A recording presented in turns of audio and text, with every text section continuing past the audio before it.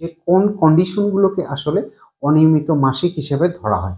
যদি কারো পিরিয়ড 21 দিনের পূর্বে হয় অথবা 35 দিনের পরে হয়, তখন এটাকে অনিয়মিত মাসিক বলা হয়। তেমনি তার পাশাপাশি যদি কারো মাসিক দেখা যাচ্ছে যে 1 মাসের মধ্যে একাধিকবার হচ্ছে অথবা কারো 2 থেকে 3 মাস পর পর মাসিক হচ্ছে। আবার অনেকেরই 2-3 মাস বা 4 মাস মাসিক বন্ধ হয়ে আছে। এই কন্ডিশনগুলোকে কিন্তু অনিয়মিত মাসিক বলা হয়। আবার অনেকেরই পিরিয়ডের সময় অতিরিক্ত রক্তক্ষরণ হয়।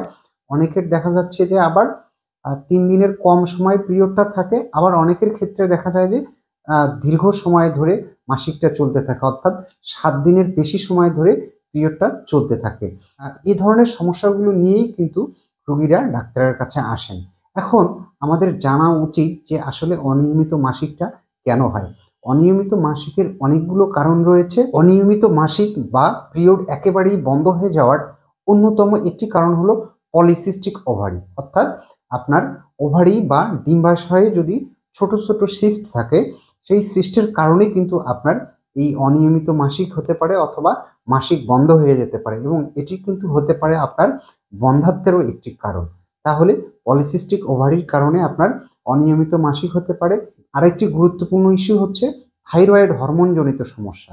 হাইপোথাইরয়েডিজম অথবা হাইপারথাইরয়েডিজম উভয়ের কারণেই কিন্তু অনিয়মিত মাসিকের এই সমস্যাটি হতে পারে। অনেকের ওজন কম হলেও কিন্তু সময় মতো মাসিক হয় না। আবার দেখা যায় যে কিছুদিন মাসিক বন্ধ থাকে, তারপরে আবার হয় এবং অনেকের আবার আয়রনের ঘাটতির কারণেও কিন্তু মাসিক অনিয়মিত হতে পারে বা মাসিক বন্ধ হয়ে যেতে পারে। এছাড়া জরায়ুতে টিউমার হওয়ার কারণেও কিন্তু আপনার স্বাভাবিক মাসিকের যে চক্র সেটা বাধাগ্রস্ত হতে পারে। তাহলে জরায়ুতে টিউমার হওয়ার কারণেও কিন্তু আপনার অনিয়মিত মাসিক হতে পারে। স্ট্রেস ছাড়াও ধূমপান, মদ্যপান এবং বিভিন্ন নেশাজাত দ্রব্যের কারণেও কিন্তু আপনার মাসিকের সমস্যা হতে পারে। এছাড়াও আপনার জন্ম নিয়ন্ত্রণের পিল এবং কপারটি ব্যবহারের কারণেও কিন্তু আপনার অনিয়মিত মাসিক হতে পারে।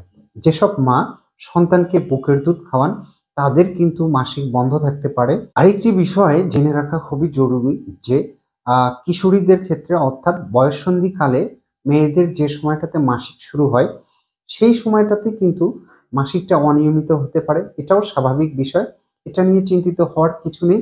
এটা কিছুদিন পর কিন্তু আস্তে, আস্তে স্বাভাবিক হয়ে যায় এবং নারীদের যে সময়টাতে মাসিক বন্ধ হয়ে যায়, অর্থাৎ মাসিক বন্ধ হয়ে যাওয়ার পূর্বে কিছুদিন কিন্তু তার অনিয়মিত মাসিক হতে পারে।